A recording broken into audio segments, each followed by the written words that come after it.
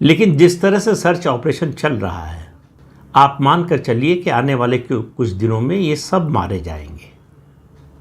तो सवाल ये है कि इन आतंकियों को मारने से क्या इस समस्या का हल हो जाएगा? बिल्कुल नहीं होने वाला।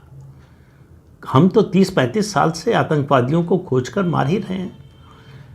कश्मीर में मारते रहे, देश के दूसरे हिस्सों में मारते रहे, और अब तो पाकिस्तान में घुसकर मारते हैं।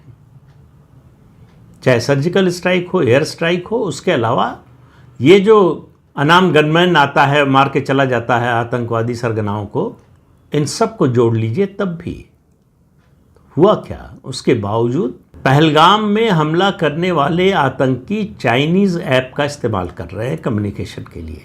ये चाइनीज़ ऐप 2020 में भारत सरकार ने बैन कर दिया था। अब सवाल ये है कि ये कौन से फ़ोन का इस्तेमाल कर रहे हैं, किस तरह से कर रहे हैं कि ये वो ऐप डाउनलोड कर पा रहे हैं। दूसरा, इनके पास चाइनीज़ सैटेलाइट फ़ोन होने की भी खबर मिली है। तो इसमें चीन के हाथ से आप इनकार नहीं कर सकते। चीन खुलकर नहीं आएगा पाकिस्तान के समर्थन में, हालांकि बयान कुछ ऐसे दिए हैं जो पाकिस्तान के समर्थन वाले ही हैं कि आपस में बातचीत करनी चाहिए, बातचीत से मामला सुलझाना चाहिए। ये ज्ञान 4 साल तक कहाँ था जब लद्दाख में सीमा पर LAC पर दोनों ओर फौजें डटी हुई थी। तो मैंने शुरू में जो बात कही कि 3 मोर्चों पर लड़ाई लड़ने की ज़रूरत है।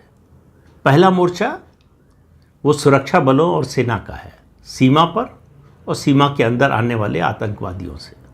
और जब मैं सीमा के अंदर आने वाले आतंकवादियों की बात कर रहा हूं तो उसमें आप शामिल कर लीजिए कि घाटी में, कश्मीर में जो इन आतंकवादियों को शरण देते हैं, समर्थन देते हैं, सुरक्षा देते हैं, इनकी मदद करते हैं, इनको छिपा कर रखते हैं सुरक्षा एजेंसियों और सेना से, वो भी शामिल है।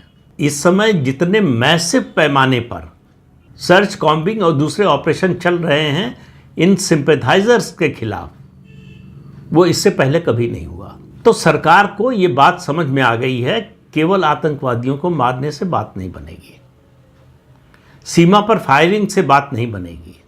तो घर के अंदर जो ये छुपे हुए दुश्मन हैं, अभी बात केवल कश्मीर की कर रहा हूँ, बड़ी संख्या में ऐसे लोग हैं